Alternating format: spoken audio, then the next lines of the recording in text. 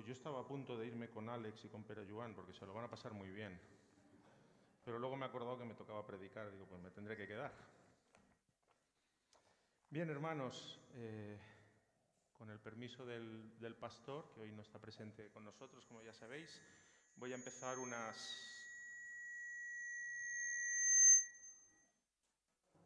Ya estamos todos despiertos. Ya está. Digo que vamos a empezar una serie en la carta, o voy a empezar una serie, en la carta del apóstol Pablo a los Gálatas. Así que os invito a abrir vuestras Biblias. ¿Me lo acerco más para bajar la ganancia? Gálatas capítulo 1, y vamos a leer primeramente del versículo 1 hasta el 5. Y después tendremos una segunda lectura del 6 hasta el 10. Dice así la palabra del Señor. Gálatas capítulo 1, la salutación del apóstol Pablo a las iglesias. Pablo, apóstol, no de hombres ni por hombres, sino por Jesucristo y por Dios el Padre, que lo resucitó de los muertos, y todos los hermanos que están conmigo a las iglesias de Galacia. Gracia y paz sean a vosotros de Dios el Padre y de nuestro Señor Jesucristo, el cual se dio a sí mismo por nuestros pecados para librarnos del presente siglo malo, conforme a la voluntad de nuestro Dios y Padre, a quien sea la gloria por los siglos de los siglos. Amén. Vamos a orar, hermanos, vamos a presentar esta meditación delante del Señor. Padre Santo, te damos gracias porque nos permites congregarnos con libertad, Señor, y podemos abrir tu santa palabra para meditar en ella. Y queremos pedirte, Señor, que sea tu Espíritu el que nos guíe, el que nos instruya, el que nos dé luz y conocimiento, Señor, de cuál es tu voluntad, y también que nos dé fuerzas para poderla aplicar a nuestra vida, Señor. Te lo pedimos por Cristo Jesús y solamente por sus méritos. Amén. Bien, a diferencia de las otras cartas del apóstol Pablo, esta carta no va dirigida a una sola iglesia, sino que, como hemos leído, va dirigida a las iglesias de Galacia, lo que conocemos hoy en día como Turquía. Asia estaba situada en Asia Menor. Y muy probablemente Pablo escribiera esta carta a las iglesias fundadas durante su primer viaje misionero. Serían Antioquía, la de Pisidia, Derbe, Icono y Listra. Y seguramente la escribió antes o durante su segundo viaje misionero. Pero el hecho de dirigirse a un grupo de iglesias no es la única diferencia respecto a las otras cartas. Y por supuesto es mucho más trascendental las otras diferencias. ¿Qué encontramos? Hay una singularidad importante que encontramos en su saludo inicial y ya nos tiene que llamar la atención. Normalmente Pablo se dirige a sus lectores con palabras amorosas. Por ejemplo, escribe a los Efesios, y esta carta la tenemos muy presente porque la hemos estudiado hace poco, ¿verdad? Efesios 1:1 dice: a los santos y fieles en Cristo Jesús que están en que están en Éfeso, perdón. A los filipenses también escribe y les dice: a los santos en Cristo Jesús que están en Filipo. A los colosenses les dice: a los santos y fieles hermanos en Cristo que están en Colosas. Y más adelante a los colosenses les dice: siempre estoy orando por vosotros, dando gracias a Dios, Padre de nuestro Señor Jesucristo, habiendo oído de vuestra fe en Cristo Jesús. Hay unas palabras de elogio, unas palabras de amor. Incluso a la iglesia de Corinto, con tantos problemas que tenía y que el apóstol Pablo tuvo que tratar, les dice a la iglesia de Dios que está en Corinto: a los santificados en Cristo Jesús. Pero estas iglesias de Galacia les dedica unas palabras frías. Dice Pablo: y todos los hermanos que están conmigo a las iglesias de Galacia. No los llama ni santos, ni fieles, ni amados hermanos, nada. Pablo está en shock, Pablo está enfadado, Pablo está confundido, dolido, preocupado. La razón es que algunos miembros de estas iglesias estaban poniendo en duda su ministerio apostólico, estaban poniendo en duda su mensaje y por lo tanto estaban poniendo en duda el mensaje de salvación, el evangelio de Cristo Jesús.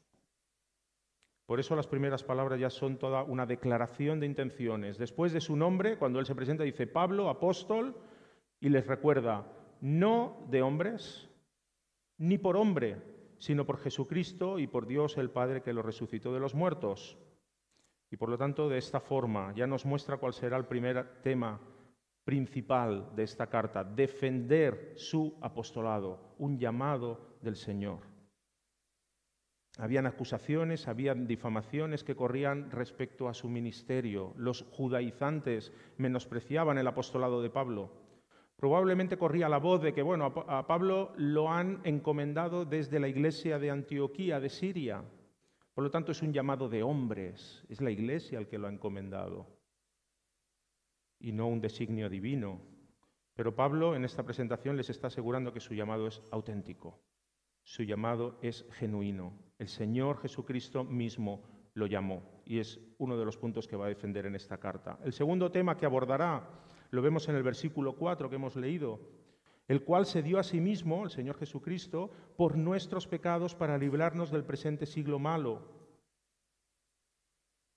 Pablo escribe movido por una inmensa preocupación. Había quienes habían recibido el Evangelio en estas iglesias, la salvación en Jesucristo a través de la gracia de Dios, y ahora estaban desviando su fe. Se dejaban influir por los judaizantes. ¿Quiénes eran estos judaizantes? Y este verbo lo encontraremos a lo largo de la carta. Judaizar. Eran judíos convertidos a Cristo, que tenían fe en el sacrificio de Cristo. Ellos enseñaban que era importante creer en Jesús, pero también era importante mantener el cumplimiento de la ley mosaica del Antiguo Testamento. Y aquí había un gran peligro que se presentaba en estas iglesias de Galacia, que los hermanos estaban abandonando la libertad que tenían en Cristo Jesús para volver a esclavizarse en el cumplimiento estricto de la ley de Moisés. Y la tercera singularidad que encontramos en este inicio, en este saludo, es que después del saludo, Pablo, en las otras cartas, suele tener palabras de ánimo, de consuelo, suele tener palabras de felicitación a los hermanos, he oído de vuestra fe, etc. Y aquí no. La sorpresa y preocupación de Pablo hace que vaya directamente al grano. Pablo no quiere perder el tiempo en elogios ni en felicitaciones, sino que sabe que la esencia misma del Evangelio corre peligro en las iglesias de Galacia. Estaban adulterando el mensaje de salvación en Jesús, el mensaje que Pablo les había estado enseñando 2 o 3 años atrás en su primer viaje misionero. Así que Pablo no quiere perder el tiempo, y yo tampoco, y así que vamos a abordar el tema principal. Vamos a leer los versículos siguientes del 6 al 10. No hay otro evangelio. Este es el tema principal que Pablo quiere tratar. Dice así la palabra del Señor. Estoy maravillado, y cuando dice maravillado no es que esté alucinando de qué maravilla.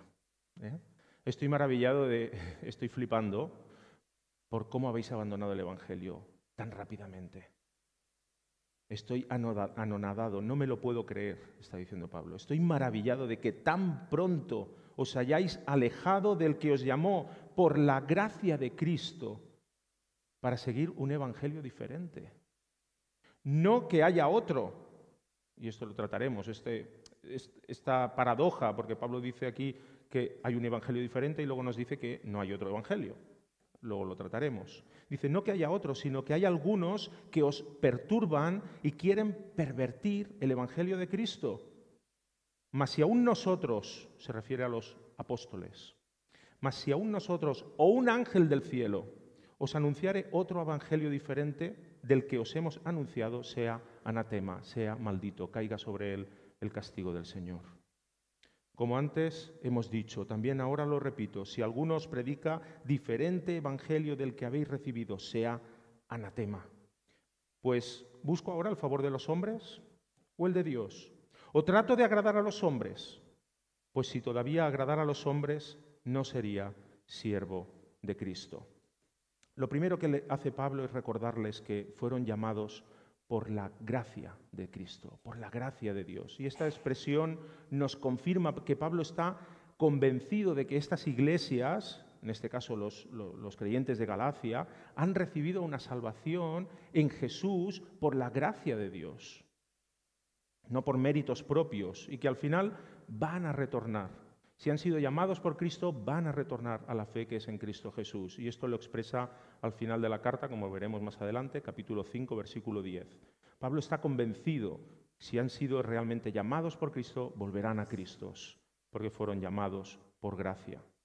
No hicieron nada para recibir la salvación. Fue un regalo y no pueden hacer nada para compensar ese regalo.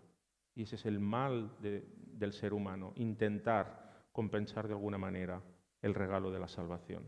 Y Pablo quiere corregir esa enseñanza herética que se había introducido ya en las iglesias, que amenazaba la perseverancia de los creyentes, y no solamente de los creyentes que estaban allí, sino de los futuros nuevos miembros, porque estaban depositando su confianza de salvación en un mensaje erróneo. Y no se trataba de una desviación teológica de algún tema secundario, o sobre la liturgia de los cultos, sobre si tenemos que dar los anuncios antes o después. Ese es el gran problema de todas las iglesias, ¿eh? No, se trataba de una cuestión trascendente. Los creyentes estaban empezando a depositar su seguridad de salvación en un ritual de la ley de Moisés, el ritual de la circuncisión, en vez de hacerlo en la obra perfecta del Señor Jesucristo. Y es interesante ver cómo Pablo en este versículo 6 nos presenta, como decía antes, nos dice que hay algunos que intentan presentar un evangelio diferente, están empezando a seguir un evangelio diferente. Y después enseguida en el versículo 7 nos dice, no hay otro evangelio.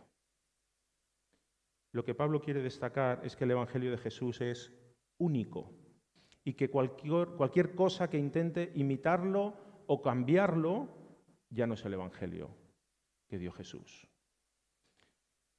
Voy a poner una pequeña ilustración y le pido a Marc que ponga una imagen. Seguro que todos sabéis lo que es esto.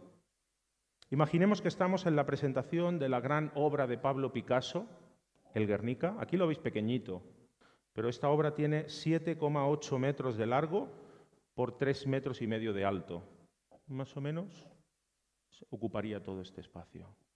Es una obra majestuosa, inmensa. Pues imaginemos que estamos en la presentación de la obra de Pablo Picasso en la Exposición Universal de París de 1937, en el pabellón de España, evidentemente, y se acerca una persona y están todos allí contemplando el cuadro, y se acerca alguien y dice, ¡uf! ¡Qué cuadro más serio! ¡Qué cuadro más triste! ¿Y si le damos un poco de color? ¿Y si lo coloreamos un poquito? Y llega otro y dice, ¡uf! ¡Qué cuadro más grande! Realmente es inmenso. Si queréis, está en Madrid, en el Reina Sofía. Es digno de ver. Es demasiado grande. ¿Y si lo cortamos? ¿Y si hacemos trocitos de 0,5 metro por 0,5 metro, que sea más transportable, que sea más llevadero? Sería suficiente. Y otra persona propone vender fotos de partes del cuadro y así, bueno, es que es demasiado grande, es que se te pierde la mirada. Vamos a hacer pequeñas partes, vamos a cortarlo y así podemos contemplar las partes que más te gusten del cuadro, si el caballo, si el toro. ¿Por qué tenerlo todo cuando se te pierde la mirada? Creo que todos coincidiremos en que todo eso es ridículo. Aparte de que el autor que estaría allí presente se sentiría ofendido. Diría, no, mi obra es perfecta como es. El Guernica es una obra majestuosa como es y debe contemplarse tal como fue pintado. Su tamaño, su color, cada una de las figuras que lo componen, todo ello explica una historia. Todo ello explica y expresa algo y no puede ser modificado. Ya lo puedes quitar, Marc, gracias. ¿Por qué Pablo de Tarso presenta la exclusividad del Evangelio de Cristo? Las buenas noticias de salvación en Jesús no pueden ser imitadas, no pueden ser manipuladas, coloreadas. No pueden presentar un evangelio mejorado, modernizado, más integrador, más actual.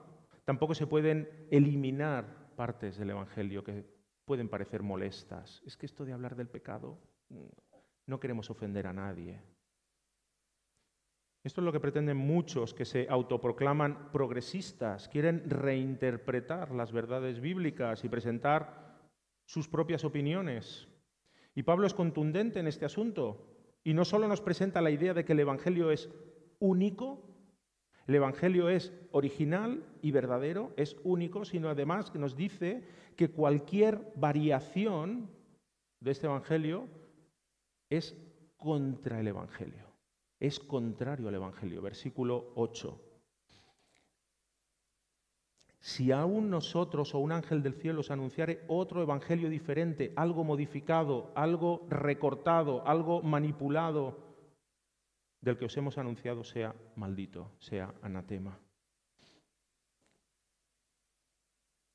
El evangelio que Pablo había presentado a los Gálatas en su primer viaje misionero era exactamente el mismo que había estado anunciando a todas las otras iglesias, en todos sus viajes, en todas sus cartas. Si repasamos todas las cartas de Pablo, el mensaje siempre es el mismo. Romanos, escribe a los Romanos, capítulo 3, siendo justificados gratuitamente por su gracia, mediante la redención que es en Cristo Jesús.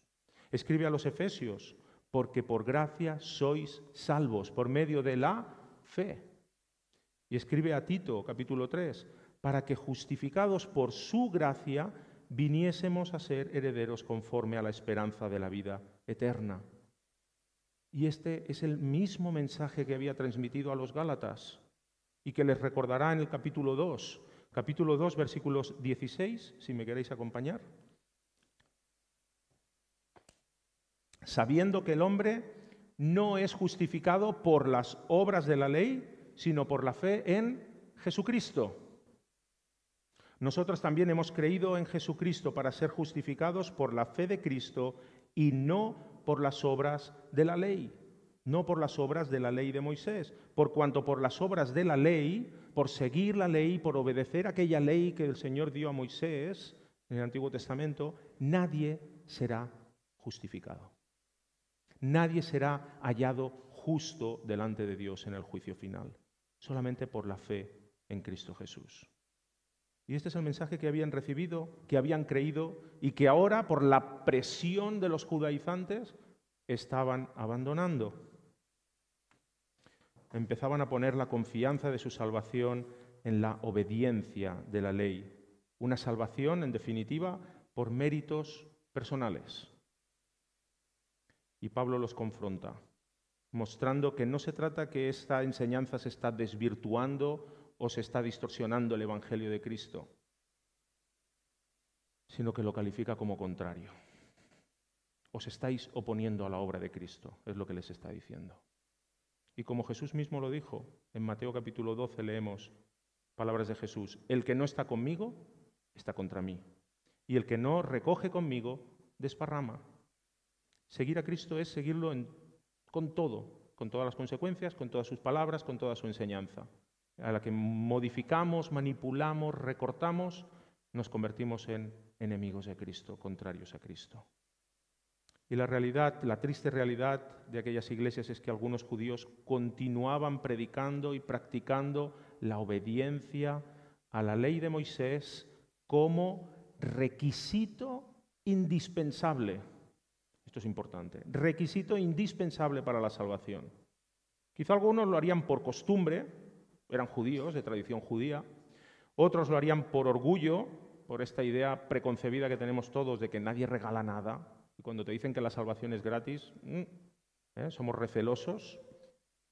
Pero por la razón de que fuera, este colectivo continuaba practicando la ley, creyendo que era un requisito indispensable, necesario 100% para ser salvo.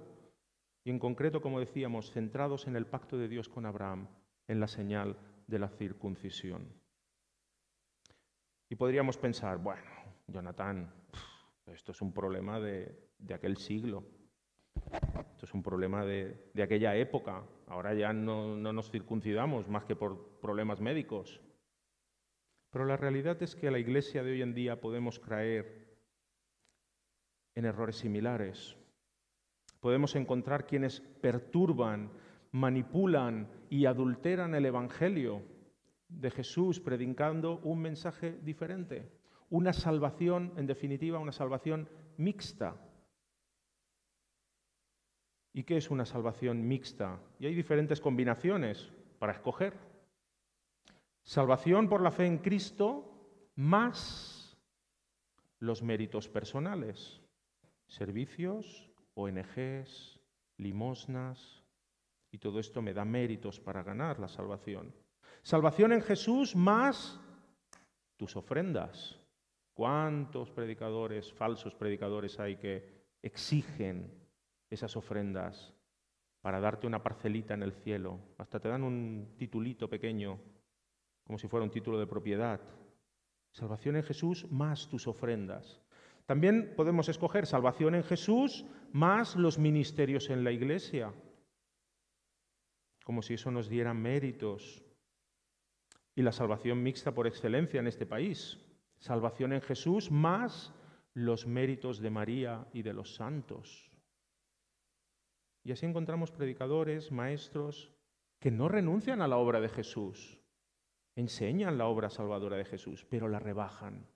La rebajan cuando están añadiendo cualquier mérito externo a la obra de Cristo. Cualquier cosa que nosotros queramos añadir a los méritos de Cristo, están despreciando y menospreciando la obra perfecta de nuestro Salvador. Y quizás estás viviendo tú una vida cristiana esclavizado en este concepto de salvación mixta, y quizás sin darte cuenta o sin ser muy consciente de ello. Y crees que eres salvo porque crees que eres un buen cristiano, una buena cristiana, porque ofrendas, porque tienes ministerios, porque colaboras en la ayuda social, etcétera. Pues déjame decirte una cosa, nada de eso te va a salvar. Nada. No vas a sumar méritos para ser salvo. Ese no es el evangelio de salvación que encontramos en la Biblia. Ese no es el mensaje de salvación que enseñó Cristo. Voy a explicar una pequeña anécdota de uno de nuestros viajes. Recuerdo la primera vez que fuimos a Roma, mi esposa y yo, y claro, nos fuimos a tomar un café a la Plaza Venecia. Y nos sentamos allí en una terracita, que barato no es, ya os aviso si algún día vais, barato no es. Y nos sentamos, y yo no soy muy cafetero, pero dije, hombre, estoy en Italia, me tengo que tomar un espresso. Tengo que tomar un espresso, como si no. Y pedí un espresso y me trajeron una pequeña tacita blanca con un dedito de café, que aquello era como tarde mucho se evapora. ¿Y qué hubiese pasado si yo llamo al camarero y le digo, por favor, tráigame un poquito de leche? Eso es como pedir ketchup para una pizza. Me hubiese mirado extrañado y quizá me hubiese comentado, bueno, caballero, es que si le pones leche al espresso, eso ya no es un café, eso es un macchiato o un café latte, será cualquier cosa, pero ya no es un café. Y cualquier cosa que le hubiese añadido a aquel café, lo hubiese adulterado, si le hubiese puesto leche o azúcar o helado o nata o lo que fuera. Hubiese adulterado el sabor único e intenso de aquel espresso. No lo hice, evidentemente.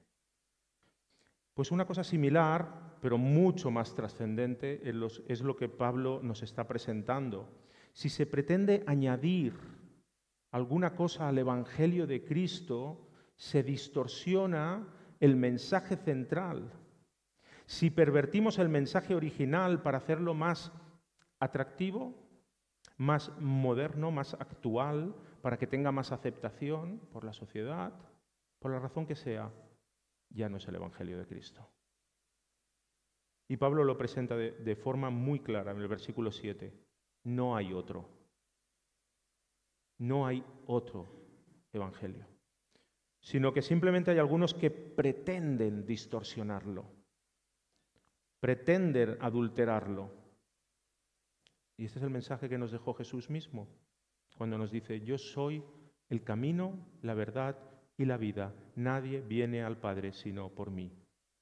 Si tú quieres ir al Padre Celestial, Cristo es el único camino. Y solamente Cristo, Él es suficiente. Solo hay un camino para llegar al Padre, para recibir vida eterna. Y ese camino es el Señor Jesucristo y su obra salvadora en la cruz del Calvario. Cualquier cosa que queramos añadir a la obra de Cristo, a los méritos de Cristo, nos apartan de las buenas noticias que nos dejó. Solo en Él hay salvación y vida eterna. Y esto es lo que sucedía en aquel tiempo y que se discutió en el primer concilio de Jerusalén, en Hechos capítulo 15. Vamos a Hechos capítulo 15, si me acompañáis. Después del primer viaje misionero de Pablo, ya se encuentra que hay gente que está hablando de esta salvación mixta. Están adulterando el mensaje original de Cristo. No habían pasado muchos años desde que el Señor Jesucristo se fue. Y ya estaban adulterando el mensaje de Cristo. En Hechos 15, versículo 1, y aquí es donde se da el primer concilio de Jerusalén y tienen que poner en orden las enseñanzas de Jesús. Dice así la palabra: entonces algunos que venían de Judea, estos judíos judaizantes, enseñaban a los hermanos, ¿y qué les decían? Si no os circuncidáis conforme al rito de Moisés, no podéis ser salvos. ¡Wow! Entonces, ¿qué salvaba? ¿La obra de Cristo o un ritual? Y cuando Pablo vuelve de su primer viaje misionero y se encuentra esto, como un grupo de judíos que habían creído en Jesús como el Mesías, habían reconocido a Jesús en las profecías del Antiguo Testamento, pero continuaban en los rituales del Antiguo Testamento aún. Y lo peor de todo es que la obediencia a esos rituales era lo que les daba esa falsa seguridad de salvación. ¿Eres salvo? Sí, porque soy circuncidado. ¡Wow! Este era el mensaje adulterado que había llegado a Galacia. Esta nueva perspectiva respecto a la salvación había trastornado las mentes de los hermanos de Galacia, gentiles, hermanos que no eran circuncidados porque no eran judíos de tradición. Versículo 7. Algunos os perturban. Os perturban. Esta expresión es la misma que se usa para la acción de remover o agitar. Los habían zarandeado y su mente estaba perdida. Los gálatas estaban confundidos, habían recibido por boca de Pablo hacía 2 años el mensaje de libertad que hay en Cristo, de salvación en la fe del sacrificio del Señor Jesucristo. Y ahora reciben otra enseñanza con absoluta presión de los judaizantes que les dicen: pero si no os circuncidáis, no sois salvos. O sea, la fe en Cristo Jesús no sirve de nada si no te circuncidas. Y estaban confundidos.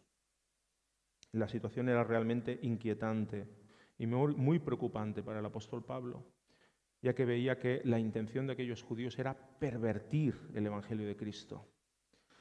Y el problema de base de estos judíos judaizantes es que habían recibido el mensaje de salvación en Cristo, pero aún no habían entendido el papel de la ley de Moisés en el Antiguo Testamento.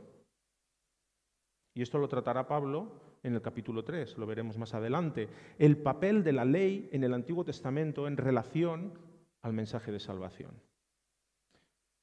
No sé si alguna vez habéis hecho fotos con una cámara reflex. Son los que tenéis mi edad, sí. Y los que sois amantes de fotografía también. Yo era muy malo para eso. Era muy malo, la verdad. Pero si ponías la cámara reflex, es que ya ni me acuerdo, es que ni las toco, mejor que no toque las cámaras.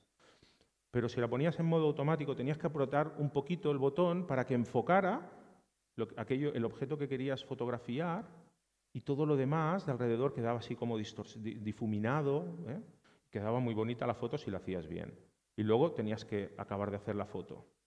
Bueno, yo como no era muy bueno, tenemos muchas fotos de nuestros viajes de farolas preciosas.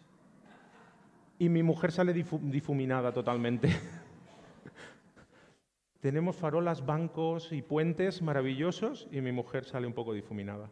Sí, un problema que tenía. Pues los judaizantes les pasaba algo parecido, habían desenfocado su objetivo. Tenían a Jesús en pantalla porque habían creído en Jesús como el Mesías prometido. Lo habían reconocido según las profecías del Antiguo Testamento. Tenían a Jesús en pantalla, pero desenfocado, borroso. Continuaban centrando su vista en la ley del Antiguo Testamento, en la ley de Moisés. Enfocaban el cumplimiento de la ley como requisito imprescindible para la salvación y no la obra perfecta de Cristo Jesús. Y Pablo les presentará la necesidad de enfocar a la persona y la obra de Jesús. Y a lo largo de esta carta les mostrará cómo el pacto de Dios con Abraham y la ley que fue dada a Moisés no eran los objetivos en sí mismos, sino que apuntaban a Cristo. Todo era para preparar el camino del Mesías, para conducirnos a la persona de Cristo Jesús. Así Pablo les mostrará cómo el mensaje de Dios siempre había sido el mismo. Desde Adán y Eva, pasando por Moisés, Abraham, Moisés, los profetas, todo apuntaba al mismo lugar. El mensaje de salvación siempre fue a través del Cordero de Dios, del sacrificio del Hijo de Dios. Un sacrificio sustitutorio, un Cordero que ocupaba nuestro lugar por culpa de nuestros pecados. Un sacrificio para darnos el perdón y la vida eterna. Y en el versículo 8, llegado a este punto, Pablo quiere dar una advertencia seria. Si alguno presenta un evangelio adulterado, modificado, recibirá el castigo de Dios. Y a pesar de esta advertencia, aún hoy en día hay quien pretende adulterar y manipular el evangelio del Señor Jesucristo. Adaptar el mensaje bíblico a los tiempos actuales. Es que estamos en el siglo XXI y estamos predicando un mensaje del siglo I. Es que esto no cambia el mensaje del evangelio. Pablo lo deja muy claro. No puede haber modificación alguna. Si algo se modifica, te conviertes en enemigo de Dios, contrario a Dios, y recibirás el castigo por parte de Dios. Volviendo un poco a la ilustración que os he puesto antes, la del café. Lo habitual es que cada uno se prepare el café como más le gusta, ¿verdad? Yo le pongo leche y bastante azúcar. Y hay quienes se lo pone con canela, con leche condensada, con unas goticas de coñac para darle alegría. Es igual. Cada uno se lo prepara normalmente como quiere, ¿verdad? Pero los amantes del café siempre te dirán, los cafeteros, los que son muy cafeteros, te dirán que eso es una barbaridad. Cualquier cosa que le añadas al café lo destroza. Yo tengo algunos amigos cafeteros y no, el café tiene que ser solo y sin azúcar y sin nada. Café es café. Dice Martin Lloyd-Jones, Jesús no cambia el evangelio para adaptarlo a las personas. Cambia a las personas para que obedezcan a su evangelio. Y eso es lo que debemos pedir. No debemos adaptar el evangelio para agradar al mundo o a las personas. El evangelio tiene poder para transformar los corazones y las mentes, para que obedezcan al evangelio de Cristo, para que reciban el evangelio de Cristo tal como es. Y Pablo exhorta a los Gálatas a no aceptar un mensaje diferente. Ni siquiera él mismo, como apóstol, tiene autoridad para modificar ese mensaje. Ni siquiera, les dice, ni siquiera si viniese un ángel del cielo, como una hipérbole, como algo exagerado. Dice, ni siquiera los ángeles del cielo tienen autoridad para presentar un evangelio diferente a este, que somos justificados por las obras, por la fe en Jesucristo y no por las obras de la ley. Y finalmente el apóstol Pablo lanza una pregunta que pone de manifiesto las acusaciones a las que estaba siendo sometido. Lo estaban criticando, lo estaban acusando de hipócrita, porque ellos decían que quería contentar a todo el mundo, tanto a judíos como a gentiles. Y el apóstol Pablo, como bien escribe a los Corintios en su primera carta, él les dice, me he hecho a los judíos como judío para llevarlos a Cristo, para ganarlos. Me he hecho a los que están sin ley, refiriéndose a los gentiles, como si yo estuviera sin ley. ¿Para qué? Para ganarlos, para llevarlos a Cristo. Dice en el versículo 22 del capítulo 9, me he hecho débil a los débiles para ganar a los débiles. A todos me he hecho de todo para que de todos modos salve a algunos.